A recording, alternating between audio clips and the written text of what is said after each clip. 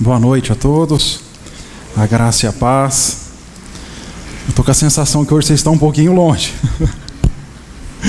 Mas tudo bem, a gente chega um pouquinho mais perto aí. Eu gosto de olhar no olho. Para mim isso é importante, faz parte do ensino, da pregação em si. Eu quero convidar você a abrir sua Bíblia, por favor. Abra em 1 Tessalonicenses. Vai lá na turma dos Enses, né? Filipenses, Colossenses. E você vai encontrar também 1 e 2 Tessalonicenses. E eu quero ler um verso aí.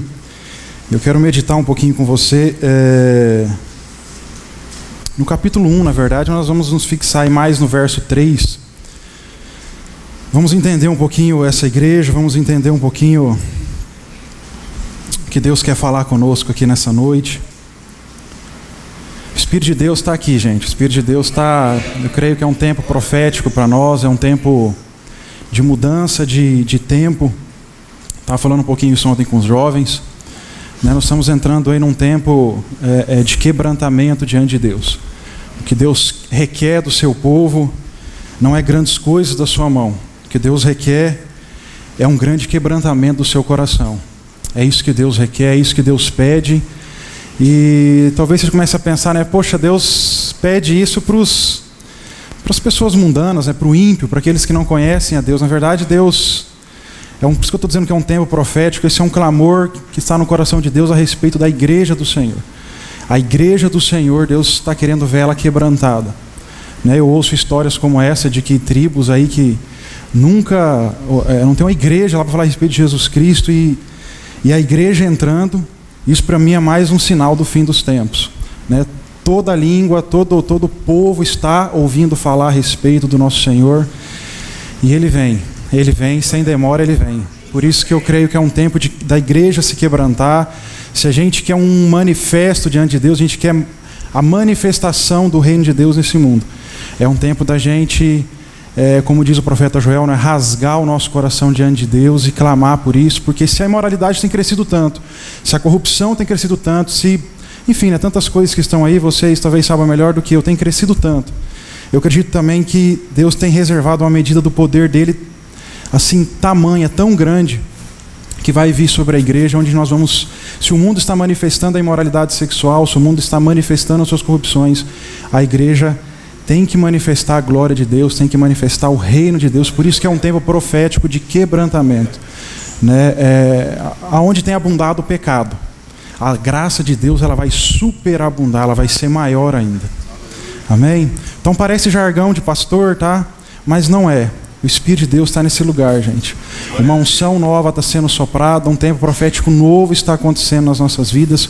Esteja atento não só às notícias do G1.com, do Jornal Nacional, esteja atento às notícias do céu, as notícias que estão acontecendo no mundo profético e que em breve devem acontecer nesse mundo aqui material. A gente vai começar a ver algumas coisas que Deus...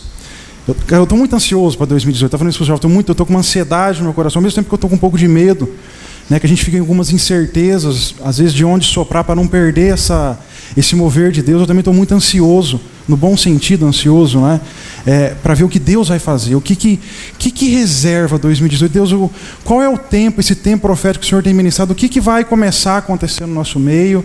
Eu estou ansioso porque eu quero ver bebês nessa casa aqui, gente, não só no sentido literal da palavra, mas eu quero ver novos convertidos, eu quero ver pessoas que não conhecem o Senhor se dobrando ao Senhor, pessoas que talvez estão há muito tempo já desviadas, abandonaram a fé, de volta para a casa de Deus. Esse é um desejo do meu coração, é uma expectativa que eu tenho no meu coração.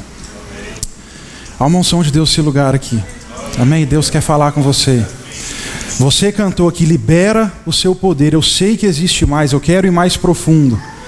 Essas palavras são verdadeiras e Deus tem liberado algo aqui sobre nós, sobre cada um de nós aqui, específico para cada um de nós, numa unidade como corpo também. Deus quer fazer algo no nosso meio. Amém? 1 Tessalonicenses, capítulo 1, verso 3. Eu vou ler para vocês na NVI, tá? A nova versão internacional, porque eu vou trabalhar em cima desse texto, mas talvez você tenha qualquer outra versão aí, não tem problema, a ideia do texto é exatamente a mesma. Talvez mude, alguns palavreados, mas, enfim, à medida que a gente for conversando, eu posso ir resgatando aqui também algumas coisas de outras versões. Mas Capítulo 1, verso 3, a palavra de Deus vai dizer assim, ó: lembramos continuamente diante de nosso Deus e Pai o que vocês têm demonstrado. 2 pontos aí, né? O versículo vai se autodividir aí em 3 pontos, tá? O trabalho que resulta da fé, o esforço motivado pelo amor e a perseverança proveniente da esperança em nosso Senhor Jesus Cristo. Amém? Feche seus olhos mais uma vez aí. Espírito Santo, obrigado, Pai, pela sua presença nesse lugar. Obrigado, Senhor Deus, porque o Senhor está soprando, Senhor Deus, nesse lugar aqui. E o que eu peço, Senhor Deus, nessa noite é que o Senhor possa abrir os olhos dos meus irmãos aqui, Senhor Deus. O Senhor possa aumentar o nosso tato espiritual, Senhor Deus, para saber que não só os céus estão abertos sobre a nossa cabeça, Deus, mas uma nova unção, Senhor Deus, ela está sendo derramada sobre nós. A Tua palavra declara que o Senhor é um Deus de coisas novas, Senhor Deus. Então eu acredito que algo novo, Senhor Deus, o Senhor está fazendo nas nossas vidas, algo novo o Senhor está para fazer, algo novo, Espírito Santo, o Senhor está para revelar. Como nós cantamos aqui, mostra-nos a Tua glória, Deus, mostra-nos a Sua face, e quando nós realmente contemplarmos isso, Senhor Deus, eu tenho certeza, Pai, que nós seremos transformados. Temos certeza, Deus, que muitas vezes batalhas mentais que nós lutamos, ou concepções do mundo que nós temos dentro da nossa mente, vai ser renovado, Deus, vai ser transformado, como diz Romanos 12, Senhor Deus. E então nós vamos experimentar a Sua boa, perfeita e agradável vontade. Que o Senhor cumpra aqui na terra, Senhor Deus, a Tua vontade, assim como ela é feita aí no céu, Senhor Deus. Começa por nós, Deus, começa pela Sua igreja, Espírito Santo. Começa por corações aqui, Deus, que estão quebrantados, Deus, diante do Senhor, a mover, Deus, a fazer algo novo, Senhor Deus. Em nome de Jesus, Pai. Amém. Amém. Paulo está escrevendo uma carta aí aos Tessalonicenses, né? Essa é a primeira carta aos Tessalonicenses. E Tessalônica, na verdade, era uma cidade ali, na verdade era uma província, tá, do Império Romano, que estava instalado ali na Macedônia, né, um grande centro ali, há cerca de 2000 anos atrás, nos tempos aí, no primeiro século da igreja. Hoje, se você que gosta de geografia, tá, é uma região hoje que pertence lá à Grécia. Então essa igreja de Tessalônica estava localizada nessa província romana, estava sob o Império Romano. Hoje é uma região pertencente lá à Grécia. E é uma carta que chama atenção e é um pouquinho diferente das demais cartas, porque ela é uma carta que vai... você pega, por exemplo, a carta aos Coríntios, Paulo vai tratar alguns problemas lá. Você pega a carta aos Filipenses, né? Paulo vai dizer assim: irmão, vocês estão muito ansiosos, então não andem ansiosos por coisa alguma, que as coisas do alto ocupem os vossos pensamentos. Enfim, as cartas de Paulo sempre vão tratar problemas. Na igreja em Corinto, alguns problemas bem graves, né, com relação à imoralidade sexual e tudo mais. Outras cartas, alguns problemas, algumas coisas que os irmãos não estavam entendendo a respeito da fé. Mas a carta de Tessalonicenses, tanto a primeira quanto a segunda, ela chama atenção, porque os irmãos ali estavam tão fervorosos, eles estavam tão prontos nessa esperança de Cristo voltar, que Paulo tem que enviar uma carta para eles corrigindo o que eu vou dizer assim, que talvez até seria uma coisa boa. Tá? Talvez seria até uma coisa boa. Conta que alguns irmãos estavam até querendo parar de trabalhar, porque eles entendiam e esperavam tanto a volta de Cristo, que eles começaram a pensar justamente assim: cara, vou continuar trabalhando, Cristo está voltando, o Cristo vai se manifestar, nós abraçamos esse evangelho com tanta fé, que eu fiz o seguinte, gente, abandona emprego, para o que você está fazendo, vamos... E aí Paulo fala assim: irmão, calma aí, gente, não é desse jeito. Cristo vai se manifestar, e aí você vai ver na segunda carta que o próprio apóstolo vai dizer assim: mas é necessário antes que o anticristo se manifeste, né, algumas coisas, o homem da iniquidade vai aparecer.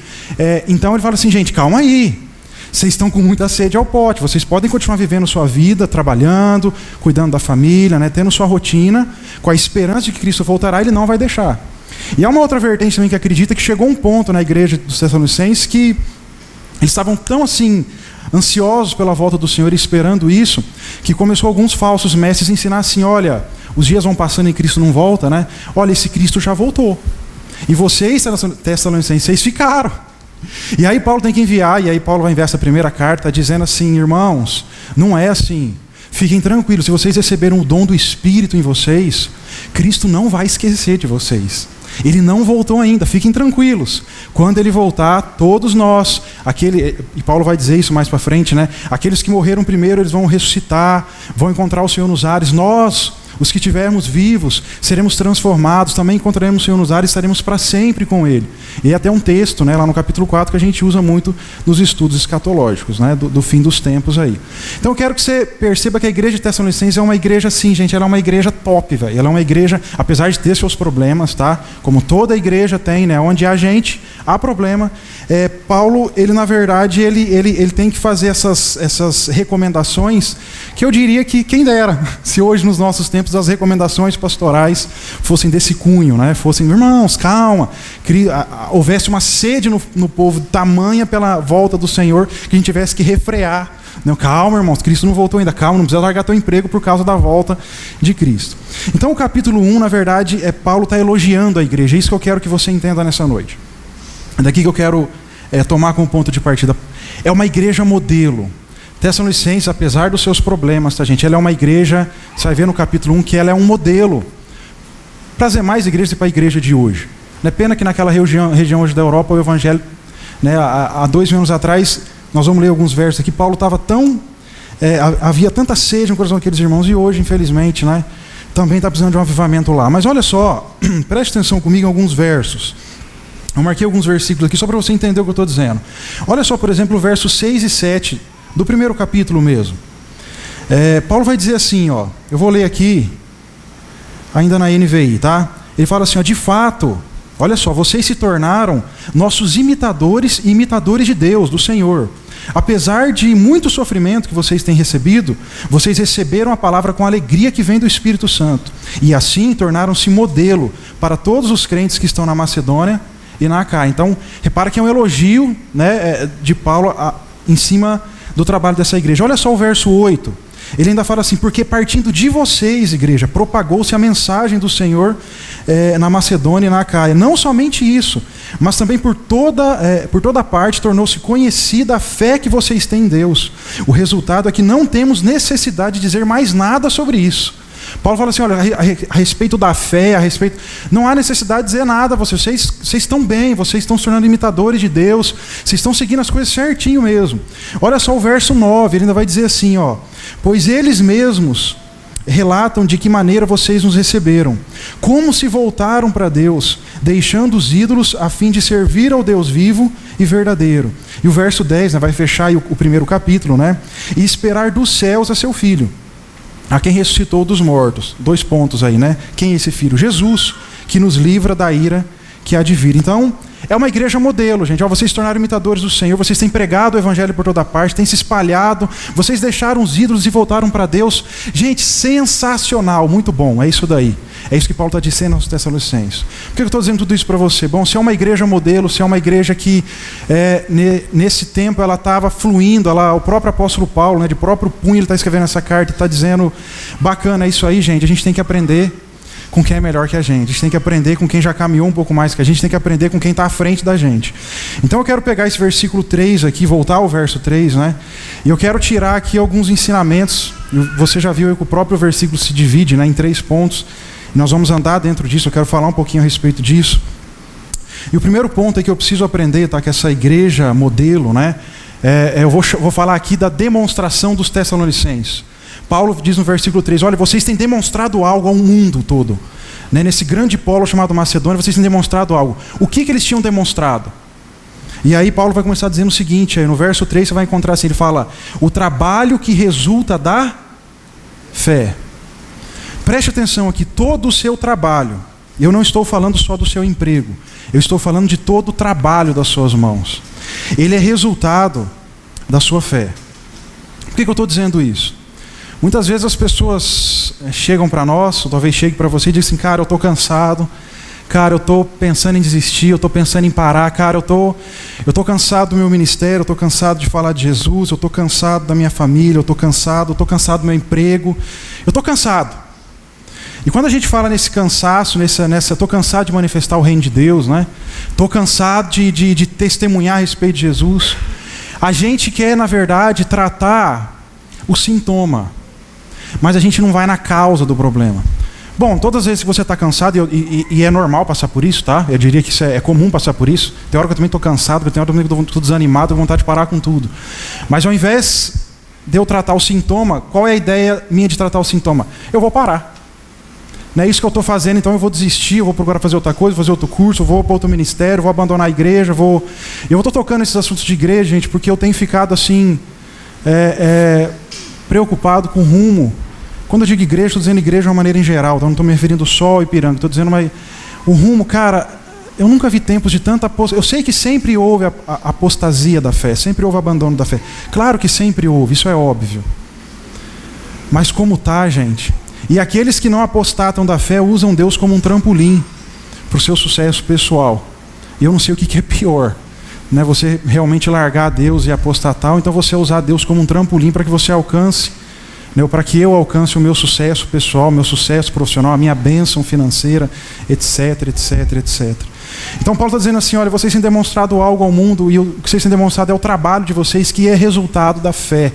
E eu quero pegar esse ensinamento aqui e dizer que, gente, todo o nosso trabalho, todo o trabalho que você presta, ele é resultado da sua fé. Então quando vem a canseiro, o desânimo, essa coisa que a gente quer tratar o sintoma e parar, o que a Bíblia está me revelando? Que eu tenho que tratar a causa. E qual é a causa? Todo o trabalho é resultado da minha fé. Eu te pergunto, como está a sua fé? Todas as vezes que eu atendo, os meus liderados aí, eu atendo outras pessoas, e as pessoas, eu estou cansado, pastor, eu estou querendo... Eu sempre pergunto algo antes de qualquer coisa para eles. Como está o seu tempo a sós com Deus? Ou seja, o meu alvo não é atingir se ele quer continuar no ministério, se ele não quer. O meu alvo é perguntar para ele como está a fé dele, porque o trabalho que eles têm, o manifestar dele, às vezes está até desanimado com a vida cristã em si, é resultado da sua fé. Por isso eu te pergunto nessa noite, como está a sua fé? Você vai ver que geralmente, então eu não vou generalizar aqui porque há casos e casos, mas geralmente, pessoas que estão com dificuldade nessa questão do trabalho em prol do reino de Deus, do trabalho em manifestar Jesus, do trabalho em fazer qualquer coisa para Cristo. A causa está na sua fé, porque o apóstolo Paulo está dizendo o seguinte, a Bíblia está me revelando o seguinte, não é mais do que um apóstolo dizer, a palavra de Deus está dizendo, o trabalho de vocês, gente, ele é resultado da sua fé. Se a sua fé vai mal, seu trabalho tende a parar. Se a sua fé vai bem, seu trabalho tende a render.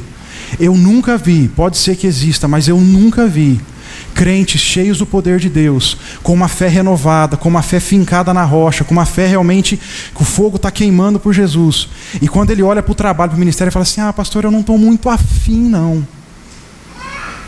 Pode ser que exista, mas eu nunca vi. Todos os novos convertidos, ou quando Deus resolve pegar o cristão e chacoalhar ele, eles vêm cheio da vontade, do desejo, do trabalho. Deus, o que tem para fazer? O que tem para... O que é a célula? Eu quero manifestar o reino de alguma maneira. Raramente eu vejo pessoas com o coração queimando por Jesus, não chegando lá no almoço de família e querendo falar desse Cristo. Gente, eu não sei se vocês estão entendendo o que eu estou dizendo, mas todo o nosso trabalho, toda a nossa boa obra que procede das nossas mãos, ela é resultado da fé minha. E se a minha fé vai mal, se a minha fé está em decadência, é óbvio que o meu trabalho vai entrar. Então quando você percebe, o trabalho também, eu não estou muito animado. E a gente tem essa síndrome, Todos nós humanos temos a transferência de culpa. Então a gente começa, que a igreja não é muito... O pastor, o líder de célula, ele não é... Então porque a gente precisa se justificar. Então é mais fácil a gente transferir a culpa, eu transfiro para você a culpa, do que eu falar assim, não, eu não estou lendo a palavra realmente, eu não estou orando quando deveria orar realmente, eu não estou cuidando da minha fé. E quando eu digo aqui cuidar da fé, só abrindo um parênteses, eu estou falando desse tripé básico, oração, palavra e jejum, que nós tantos ouvimos e, cara, quem aqui não sabe disso, Eu confesso, às vezes eu brinco com os jogos, cara, eu já estou cansado de pregar sobre isso, eu queria pregar outras coisas, mas Deus sempre retoma essas coisas, porque nós precisamos puxar o povo, oração, palavra e jejum, principalmente oração, palavra, oração, é você falar com Deus, Deus falar com você, Deus fala com você, você fala com Deus, não tem jeito. Então, todo o nosso trabalho, ele é resultado da nossa fé. Talvez você não se deu conta disso, mas se você Se o teu trabalho está morrendo, se o teu trabalho você está cada vez mais desanimando, você não quer saber de mais nada, você não... E falar de Jesus para quê? Tem um monte de gente falando. A sua fé está em decadência. A sua fé está sofrendo abalos que talvez você nem percebeu ainda. A sua fé está com alguns problemas que precisam ser corrigidos. A sua e a minha, né? Porque todos nós estamos sujeitos a passar por isso. Vamos abrir em Tiago, capítulo 2. Deixa eu mostrar alguns textos aqui para vocês. Tiago, capítulo 2. Verso 14, a partir do verso 14. Tiago vai fazer um paralelo bacana entre fé e boas obras. Boas obras e fé. Então, eu estou partindo do seguinte princípio, tá? Quando eu estou dizendo trabalho, né, não estou falando só dos ministérios dentro da igreja, estou falando da sua vida ativa dentro de uma igreja, mas da sua vida como filho de Deus que manifesta o reino por onde quer que você vá. Né? Seja lá no seu trabalho, você, cara, eu não estou muito afim. Sabe? Vocês sabem do que eu estou falando, né? Você sabe quando você se batiza, está assim... Quem você encontrar pela frente, você põe a mão, ora, e você sabe o que eu estou dizendo. Estou falando sobre isso. Você lembra desse tempo, né? Você se lembra daquilo que a gente chama de primeiro amor. E que a gente então vai esfriando e o trabalho ele vai diminuindo porque a causa está na fé. A fé está sofrendo abalos. Mas Tiago vai dizer assim, ó. Eu vou relacionar aqui trabalho com as boas obras de nossa mão, tá? Paulo diz assim, ó, meus irmãos, qual é o proveito? Olha só a pergunta de Tiago. Qual é o proveito se alguém disser que tem fé, mas não tiver obras? Pode, acaso, semelhante fé salvá-lo? Então eu vou começar a tocar em algumas feridas, tá? A gente vê aí a questão dos desigrejados aumentando cada vez mais e eles tocam para mim justamente nesse ponto. Não, eu tenho fé. E minha fé, eu vivo ela em casa, eu tenho fé. Bom, então eu pergunto para ele justamente a pergunta que Tiago faz. Meus irmãos, qual é o proveito se alguém tiver fé, mas não tiver as obras? Se você não manifesta o reino, você não está ligado ao ministério, você não está ligado a um corpo, você não está ligado... Qual é o proveito dessa sua fé? Então eu gosto de pensar dessa maneira. Ele diz, pode acaso semelhante fé salvá-lo? Então note que Tiago está tocando nesse ponto, dizendo assim, olha, o trabalho é resultado da fé. Ele está dizendo o que Paulo diz. Ele continua dizendo o seguinte no verso 15, ele vai dar um exemplo aí, né? De boa obra. Se um irmão ou uma irmã estiverem encarecidos de roupa e necessitados do alimento cotidiano, e qualquer dentre vós disser, ide em paz, que Deus abençoe, né?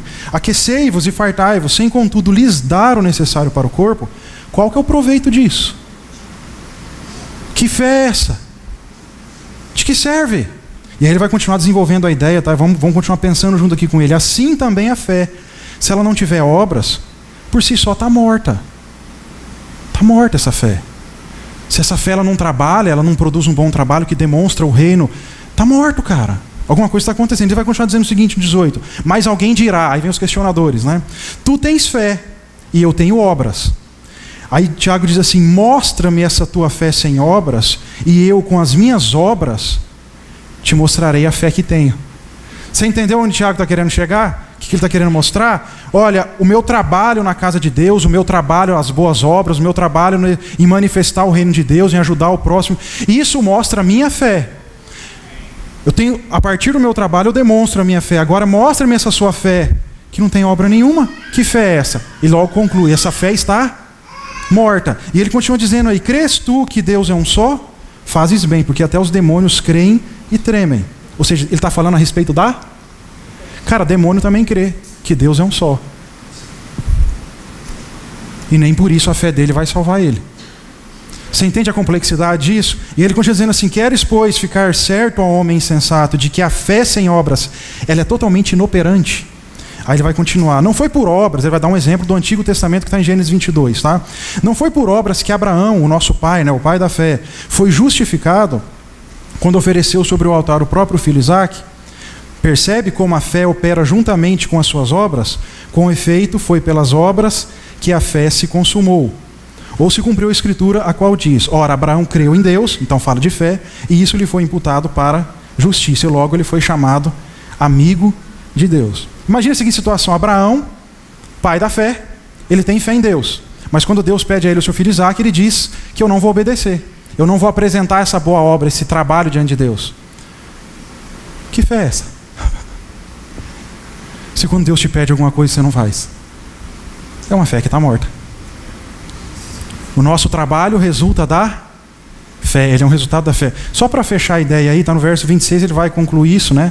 Porque assim como o corpo sem o espírito está morto, gente, assim também a fé sem obras, ela é morta. Só tem que tomar cuidado com uma doutrina aqui, tá? Eu não estou dizendo aqui, eu com as minhas obras revelo a fé que tenho em Cristo.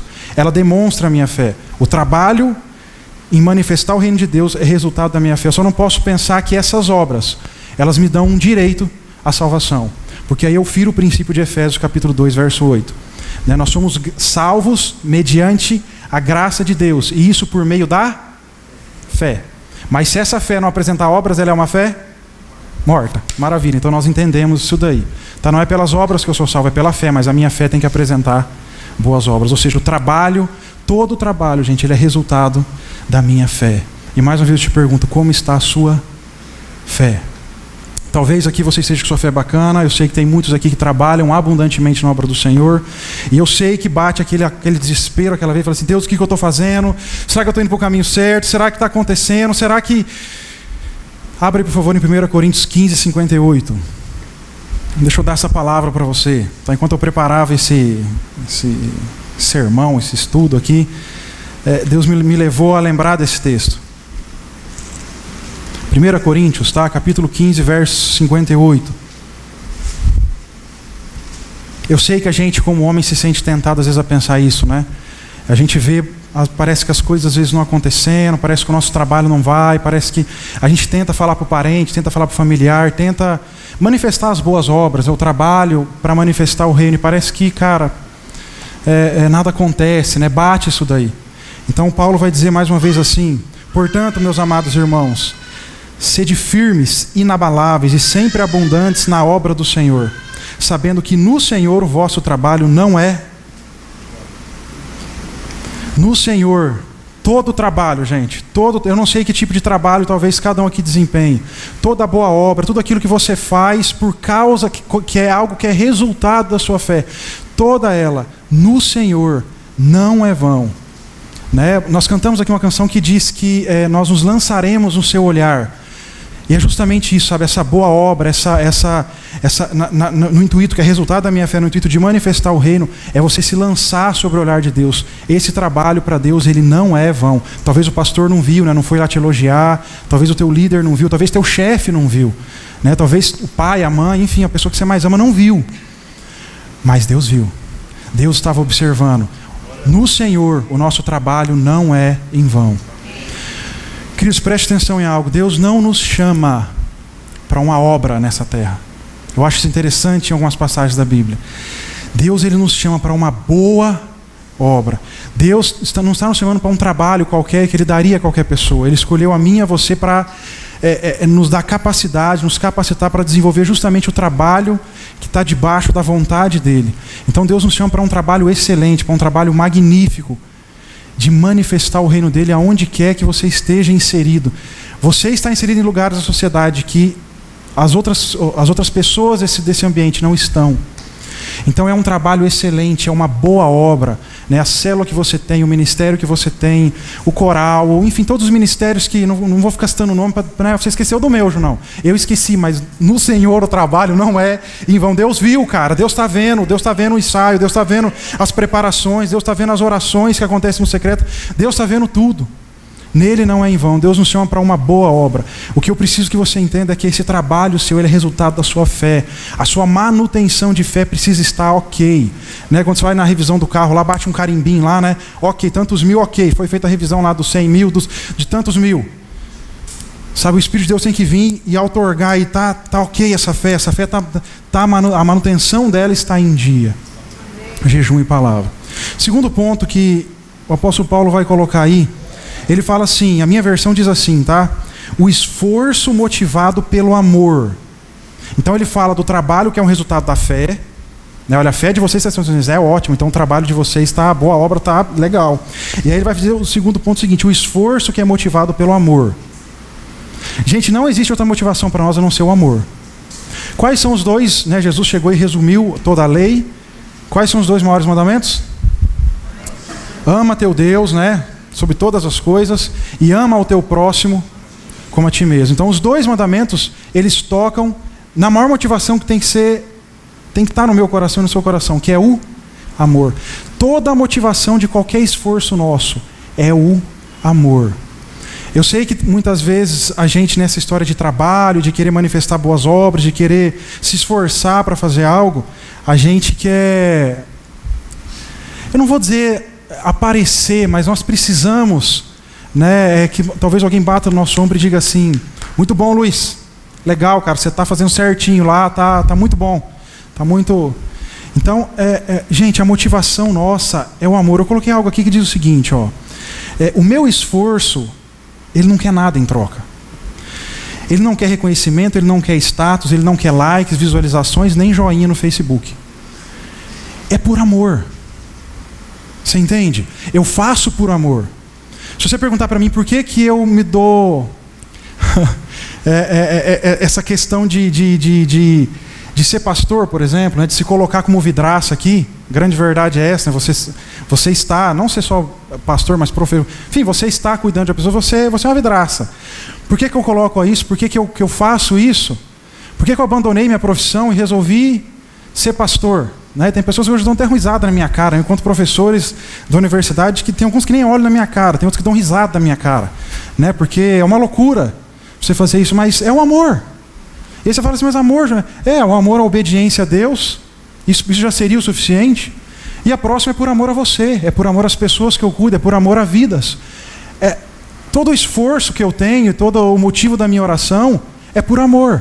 É por amor, gente, não existe outra. Talvez você ouça muitas palavras do pastor Júnior e dos demais pastores aqui, né, de exortação, mas a palavra de exortação, ela é por amor. O que a gente mais quer, e não só a gente, mas qualquer pessoa que preze pela palavra de Deus e talvez esteja te ensinando, o que ele mais quer, cara, é que você possa fluir em Deus, que você viva uma vida assim que você nunca viveu em Deus, algo bom. Então, por mais que o pastor Júnior pareça bravo e às vezes manda uma palavra assim, que é sempre uma palavra de confronto, de mudança, é por amor, cara. Eu quero ver você fluir, eu quero ver você mudar, eu quero ver você abandonar aquilo que está te prendendo e te ver livre. É por amor, é só por isso.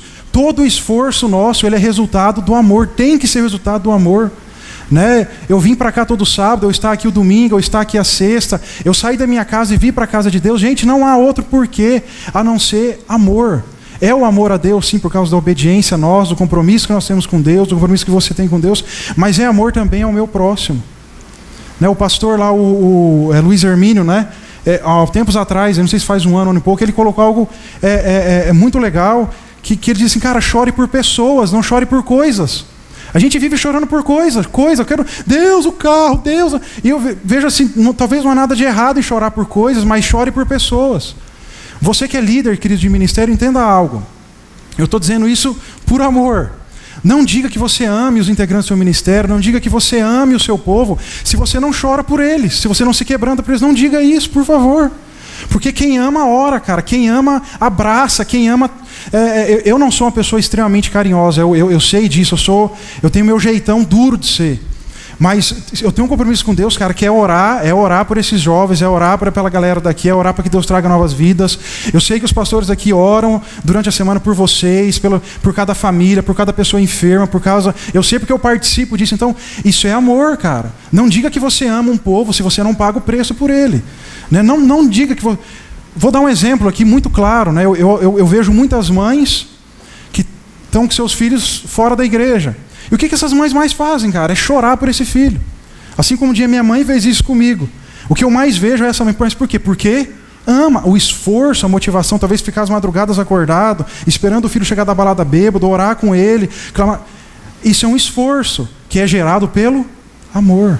Não tenha outra motivação no seu coração. Eu poderia, talvez, pregar para Jesus para ser reconhecido, para ser um grande pregador internacional. Gente, que no meio gospel, isso tá proliferando mais que praga. Todo mundo precisa ter um canalzinho no YouTube, todo mundo precisa ter todo mundo precisa ter alguma coisa que eu preciso mostrar o meu trabalho. Eu preciso mostrar... Cara, isso me deixa... Desculpa, eu sei que eu sou um pouco quadrado, gente. Eu não estou criticando quem tem. E se fizer, tomara que faça com a motivação correta, que é propagar o amor, e faça por amor às pessoas que estão ali vendo o canal, que estão assistindo, que estão ouvindo, isso eu não sei. Mas que não seja essa coisa que eu preciso de likes, visualizações, preciso de inscrições no meu canal. Cara, isso me consome, gente. Porque é por amor, cara. É por amor que você faz. Você lidera a tua célula, não espere reconhecimento, não espere talvez você ter lá da sua célula 10 células. Não fique, mas ame os 2, 3 que estão lá, porque a partir dali coisas vão começar a acontecer. É quando a gente entender que é por amor, sabe, que as coisas vão começar a acontecer. Não tem outro caminho, gente. Todo o nosso esforço é resultado do amor que eu tenho, ou por obediência a Deus, né, e por amor ao meu próximo. Não existe outro caminho. Tudo que você tentar fazer fora dessa questão vai dar errado. Você pode até caminhar algum tempo, pode até crescer por algum tempo, mas não está fincado na rocha. E a rocha, vocês sabem que a rocha, a pedra angular é Jesus, e Jesus Cristo é o amor, cara, é a expressão exata do amor. Então não tem jeito, não tem jeito. Você quer fazer algo, faça por amor. Eu só quero aqui comentar algo. Na versão ARA, né, a Almeida Revista Atualizada, eu não posso deixar de citar isso, tá? Talvez seja a sua versão aí. Ao invés de dizer assim, o esforço motivado pelo amor, essa versão diz assim, ó, que é a minha versão da minha Bíblia aqui, fala da abnegação do vosso amor. Ele usa esse termo. Eu não sei como é que está ali, mas fala da abnegação do vosso amor. Então, Paulo está dizendo assim, aquele que a abnegação é a renúncia. Paulo está dizendo também, por isso a palavra esforço, ou seja, quando você se esforça em não satisfazer os desejos da sua carne, quando você renuncia aquilo que você sabe que é errado, Paulo está dizendo assim, vocês fazem isso por amor, ou seja, a renúncia é por amor, ela não é por peso.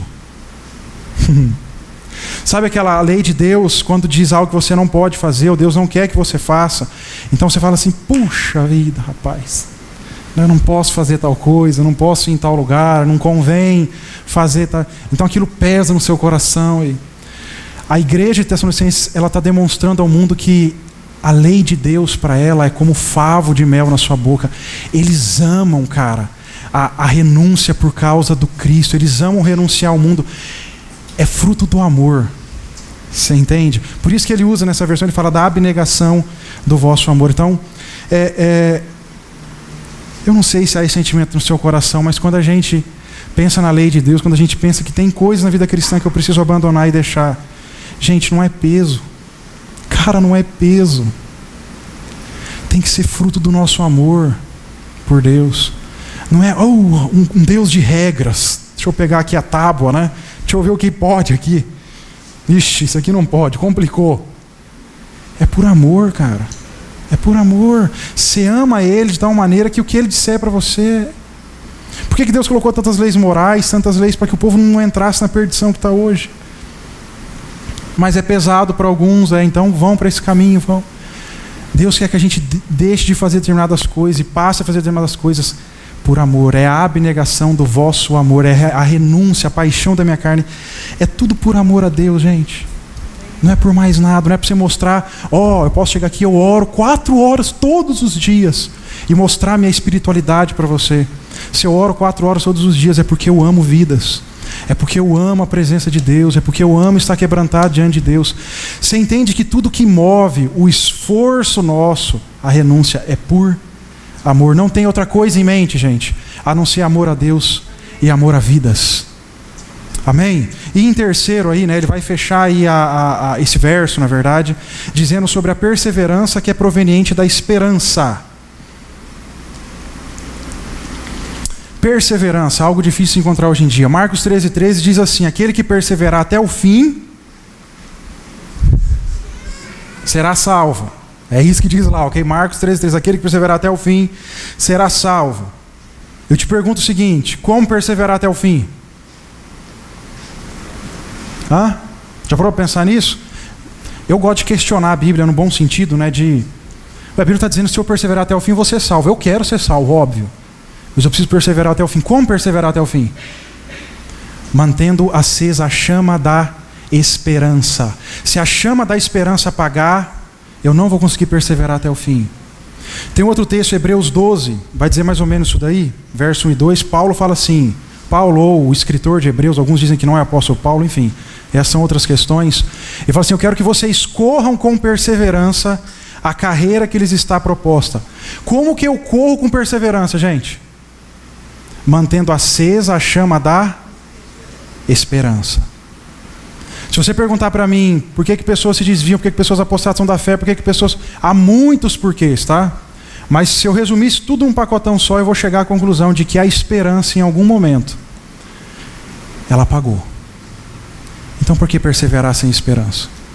Se você perguntar para um maratonista por que ele acorda 6 horas da manhã e corre 42 quilômetros, perto das 10 da manhã ele está atravessando um sol que parece debaixo da sua cabeça. E por que ele não desiste 1 km 40? Por que ele não para, mesmo o corpo desidratado, doendo o fio da cabelo até a sola do pé? Por que ele não para? Porque ele tem uma esperança de cruzar aquela linha de chegada e pegar a medalha. Há uma esperança no coração dele. Isso faz ele perseverar. Eu coloquei algo interessante aqui.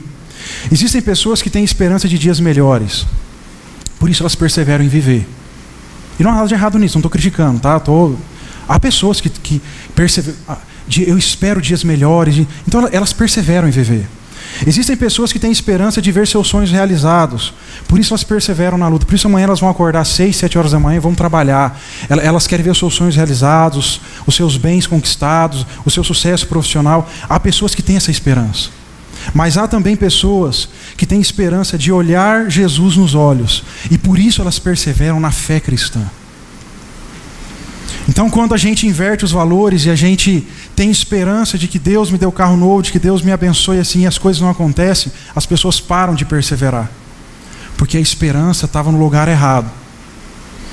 Se você parar para pensar, o que vai fazer você perseverar até o fim, o que vai fazer você correr essa corrida, essa maratona da fé e cruzar a linha de chegada, é a perseverança. Mas essa perseverança ela é proveniente, ela é um resultado, ela é algo que... O combustível que gera a perseverança é a esperança. Se a esperança no seu coração morrer, você pode demorar 6 meses, para algum demora 1 ano, para algum demora um pouco mais, mas você vai parar de perseverar.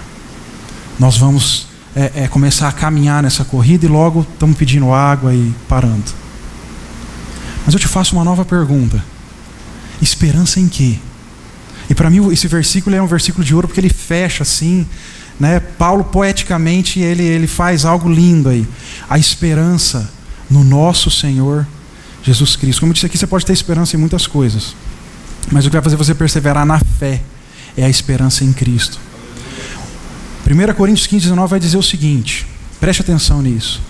Se a sua esperança em Cristo se limita ou se resume apenas a essa vida aqui, nós somos os mais infelizes de todos os homens. Essa é a ideia que ele está querendo dizer aqui. Se minha fé em Cristo, não estou dizendo que você não pode esperar de Cristo coisas dessa vida aqui, mas se ela se resume, se ela se limita apenas a essa vida, eu sou o mais infeliz de todos os homens. Mais infeliz de todos os homens. Coloquei algo interessante aqui. Nós cantamos algumas canções que diz isso também. Se eu sou o alvo desse grande amor dele, ele então é o alvo da minha esperança. Porque a minha esperança nele vai fazer com que eu persevere cada dia da minha vida. Então eu preciso esperar por Deus. Essa era a demonstração dessa igreja. Essa igreja modelo está demonstrando isso.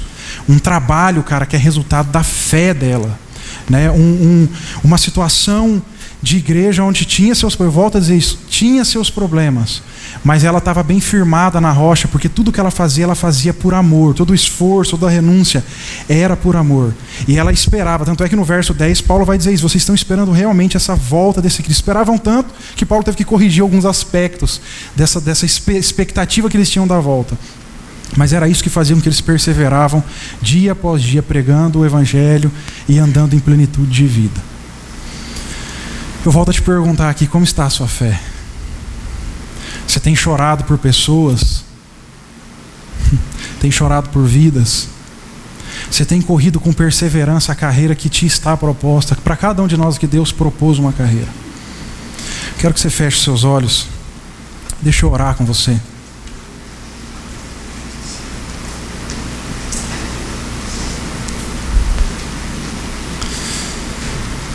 Respira um pouquinho aí, pense um pouco sobre isso.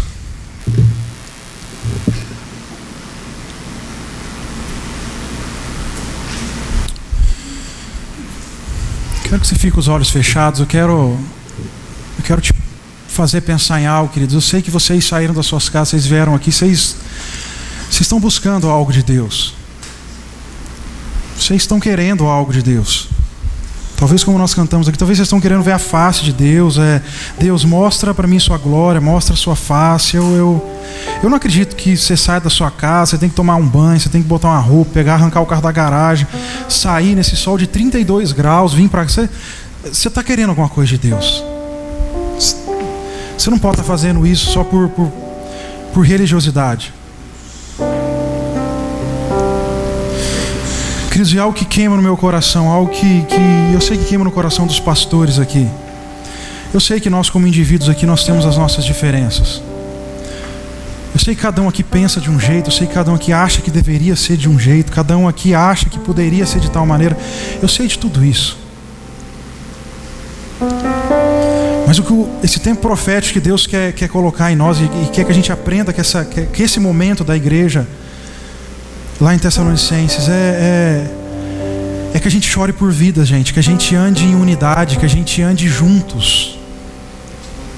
Você não precisa concordar com tudo que eu faço, você não precisa amar talvez a maneira como eu sou, mas faça o esforço de amar o Junão com os defeitos dele. Você não precisa talvez amar o seu irmão, a maneira como ele é, a maneira como ele trata a família dele, as diferenças que você tem com ele. Talvez você não goste disso, talvez isso te incomode devido à cultura que você foi criado, à maneira que você tem de pensar, talvez isso te irrite até. Mas ama ele na diferença dele, no jeito dele. Entende a história dele, ele tem uma história por trás que ele carrega talvez há anos, ou ela carrega há anos. Queridos, a nossa placa da nossa igreja está escrito Igreja Missionária Unida. Unida. E Deus quer derramar algo sobre nós, Deus quer fazer algo nesse tempo sobre nós, mas Deus quer a gente sendo esse corpo perfeito, sabe? Esse corpo unido, esse corpo aonde dá a direção, o braço vai, o dedo aponta, o pé chuta, as coisas acontecem, sabe? As boas obras são manifestas, porque é uma igreja que tem uma fé realmente firmada no Senhor, uma fé realmente que está em Cristo. É uma fé, Paulo vai dizer sobre uma única fé, um único Espírito, um único Cristo. Então é essa unidade da fé que Deus quer que a gente chegue, você não precisa talvez amar a forma como a igreja é, mas é um mandamento do Senhor você amar o seu próximo, você amar o seu irmão, você chorar por ele, entenda ele.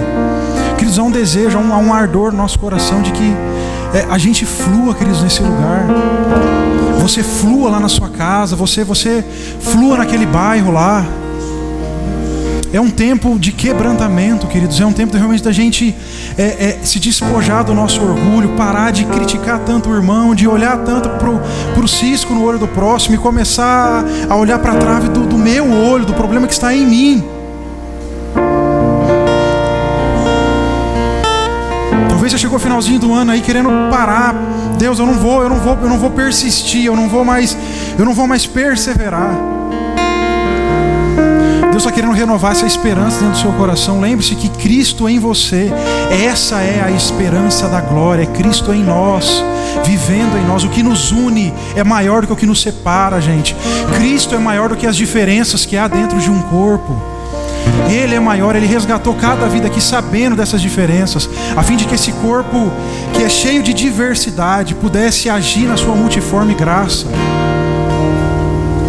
Espírito Santo de Deus, nós estamos entendendo, Senhor Deus, que nós estamos entrando nesse tempo, Senhor Deus do Senhor.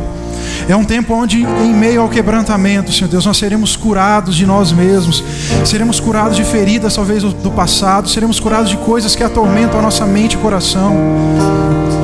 Deus, não são poucas pessoas que muitas vezes saem dos cultos, Senhor Deus, e não dá tempo de entrar nos seus carros, já falaram mais besteira do que a semana inteira, Deus, já xingaram Deus mais do que talvez o mês passado inteiro, Senhor.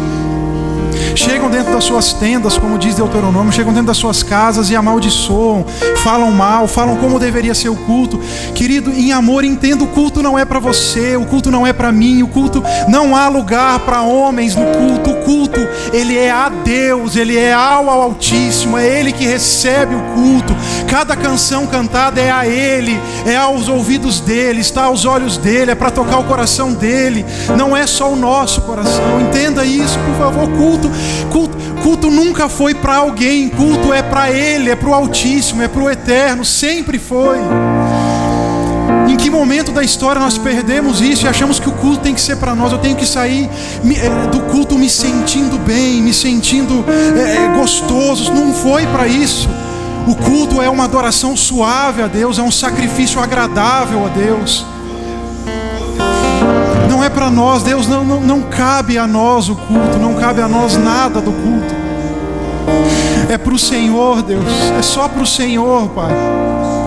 Todo o nosso esforço, todo o trabalho, todo o trabalho ministerial, toda a boa obra realizada, cada dança, cada cântico, Senhor Deus, cada ensinamento, cada limpeza de banco, de chão, cada aula dada para as crianças, Deus, tudo aquilo que flui na igreja é uma adoração ao Senhor que vivo está, é a expressão das nossas mãos ao Senhor, Deus. Faz-nos entender isso, Espírito Santo, que nós queremos apresentar isso como um aroma suave ao Senhor.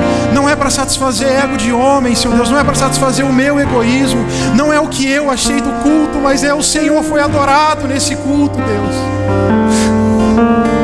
Ah, Deus, como a igreja precisa entrar nesse tempo de quebrantamento, Deus, de quebrar, Senhor Deus, não só paradigmas, mas conceitos que estão enraizados na incredulidade, estão enraizados na nossa alma, Deus, que nós precisamos estar num ambiente onde todas as coisas estejam da maneira que me agrada. Mas não, Deus, se o irmão lá na África adora debaixo de um sol de 45 graus numa tenda, o que me impede de adorar nesse lugar aqui, Deus? O que me impede, Espírito Santo? Eu estou esperando um culto ao meu ego, Senhor Deus. Nos leva a esse quebrantamento, Senhor Deus. Que o trabalho das nossas mãos seja resultado de uma fé que quer tocar os céus, de uma fé, Senhor Deus, que quer ver a sua face, de uma fé, Senhor Deus, que quer entrar na sala do trono e dizer: Jesus, é para você. Toda boa obra é resultado dessa fé verdadeira que eu tenho, Senhor Deus. Se prego, Senhor Deus, é porque é por amor a vidas, é por obediência ao Senhor, é por amor ao Senhor. Se eu canto não é para mostrar a minha voz, mas é porque eu te amo, Jesus. Então recebe a minha voz, recebe a minha voz, recebe a minha adoração, Senhor. Se eu oro, se eu imponho as mãos sobre pessoas, não é para parecer que eu sou ungidão, mas é para render ao Senhor um sacrifício vivo. É para dizer a esse irmão: eu te amo, irmão, e eu estou junto com você nessa enfermidade. Eu te amo e eu estou junto com você nessa luta. Eu te amo e eu quero chorar junto com você. É para isso, Senhor Deus. É um culto agradável a Ti, Senhor.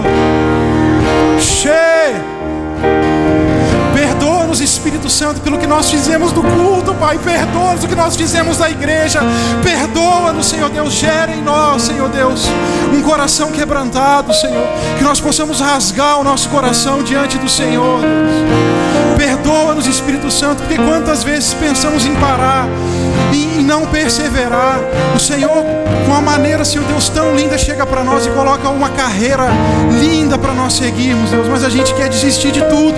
A gente quer rejeitar o presente que o Senhor deu para nós, Senhor Deus. Perdoa-nos, Senhor Deus, porque a gente coloca a nossa esperança em coisas dessa terra, Senhor. Nós colocamos esperança, Senhor Deus, em viver dias bons, Senhor Deus, dias floridos, mas o Senhor chama a sua igreja para um quebrantamento, para um arrependimento diante do Senhor, Deus, para um contristar de coração, para um dobrar de coração, Deus, diante do Senhor. Não é para a gente sair daqui se sentindo bem, Deus, é para a gente sair daqui contristado, quebrantado, dizendo: Deus, eu preciso de mudança, eu preciso realmente que esse fogo queime novamente no meu coração, que esse primeiro amor seja aceso, que o Espírito do Senhor sopre sobre a minha vida para acender as brasas de novamente, para que eu possa perseverar, porque a minha esperança está no Cristo vivo, o Cristo que reina, o Cristo que está aqui no nosso meio, o Cristo que verdadeiramente nos toca e que nos dá a vida eterna, Senhor. Perdoa-nos, Senhor Deus. Perdoa-nos, Senhor Deus, que haja esse quebrantar, Deus, os nossos corações. Deus, quantos cristãos com vida vazia, Senhor.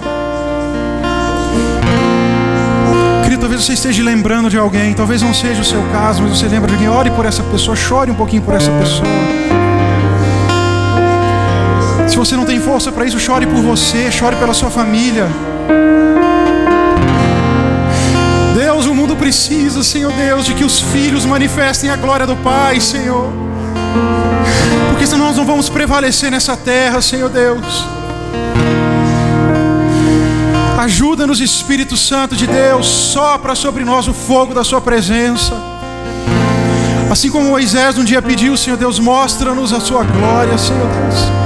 Deixa a gente ver a sua glória e quem sabe, Senhor Deus, nós seremos transformados. Deixa os meus irmãos aqui, Deus, contemplarem a tua face, Senhor Deus, e quem sabe, Senhor Deus, eles nunca mais vão pensar em desistir, Senhor Deus. Quem sabe, Senhor Deus, a fé deles será renovada, Senhor Deus.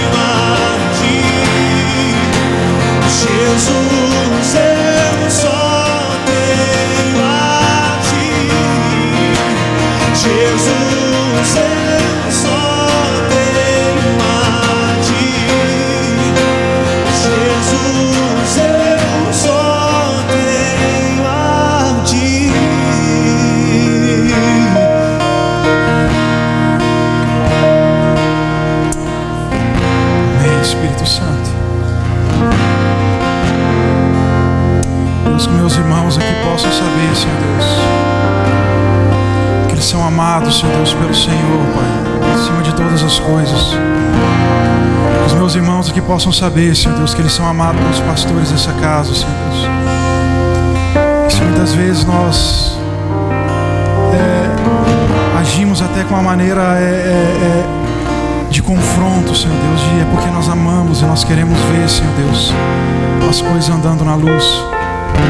Se erramos, Deus, não erramos porque queremos ou porque queremos fazer mal a alguém, Senhor, mas é porque estamos tentando acertar, porque estamos tentando gerenciar pessoas, Deus, amar pessoas. Não estamos só emprestando ouvidos a pessoas, mas estamos emprestando o coração às pessoas. Deus, capacita esses líderes de célula, Senhor Deus. Que eles não sejam pessoas que simplesmente ouçam os seus liderados, mas que eles emprestem o seu coração aos seus liderados. Que esses anfitriões não abram só as portas das suas casas, mas abram as portas do seu coração, Senhor Deus. A essas pessoas, Senhor.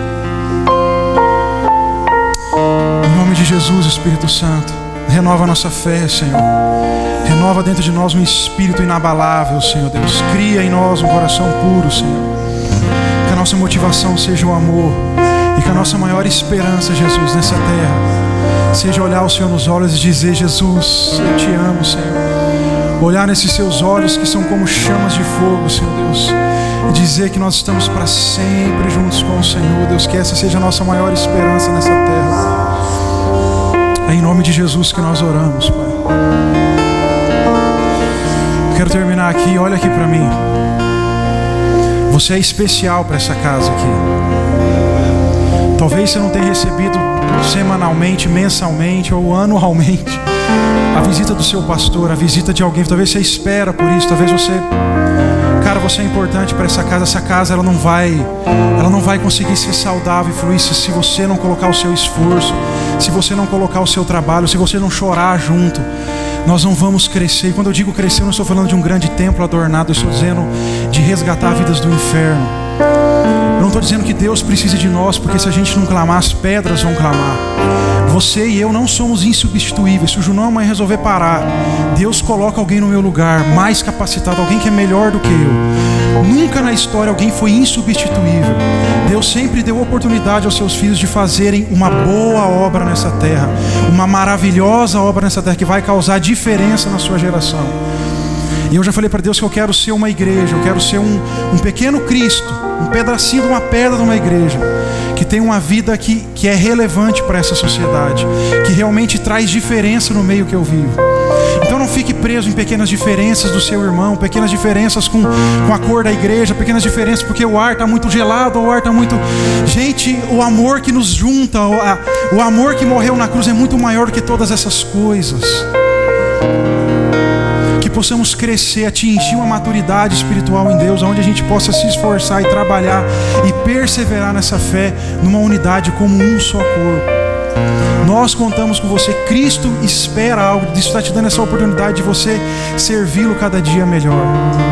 Então é aqui que você faz parte. É daqui que você é uma pequena pedra nessa grande construção desse corpo, um pequeno membro na grande construção desse corpo. E você tem sua funcionalidade. Eu ouvi alguém dizendo que se eu perder esse mindinho do meu pé aqui, talvez uma das coisas mais significantes do corpo, mas se eu perder ele, eu vou ter problemas na minha corrida, eu vou ter problemas no meu caminhar, porque eu perco um pouco do equilíbrio por causa desse pequeno dedinho. Então eu não sei o que você faz, eu não sei o que você... Talvez você é o cara que ora, que recebe as pessoas na sua célula. Precisa-se de você, porque se não tiver você, ele vai perder o equilíbrio, alguma coisa não estará bem. A pessoa da porta fica na porta, talvez ela não pregue, ela não canta, talvez ninguém nem dê valor a ela, mas se não tiver alguém na porta recebendo, perde seu equilíbrio. O amor que começa a ser manifestado na porta, ele vai se perdendo. Então todas essas engrenagens, elas precisam, gente, ir se alinhando. E Deus conta conosco, Deus nos dá essa maravilhosa oportunidade. Eu quero chegar no final da minha vida, se eu ficar velho, se nós chegarmos até lá, dizer: Jesus, foi uma honra servir com o Senhor, foi uma honra, Deus, a oportunidade que o Senhor me deu de fazer o que tinha que ser feito, e eu cumpri, eu combati o bom combate. Valeu, Jesus, obrigado pela oportunidade de andarmos juntos. Que haja esse sentimento no seu coração, que isso seja maior do que as diferenças que nos separam entre nós, ou talvez com relação às coisas ou circunstâncias que nos cercam. Que o amor que há entre nós realmente nos constranja a uma vida de santidade, a uma vida de esforço, de serviço, de perseverança diante de Deus. Amém, queridos? Que Deus abençoe vocês. Um beijo no coração. Que Deus guarde sua vida. E lembre-se, você é amado por Deus. Você é importante naquilo que faz. O seu trabalho é necessário. Quando você não faz, alguma coisa está perdendo o seu equilíbrio. Então você é importante. Amém? Que Deus te abençoe em nome de Jesus.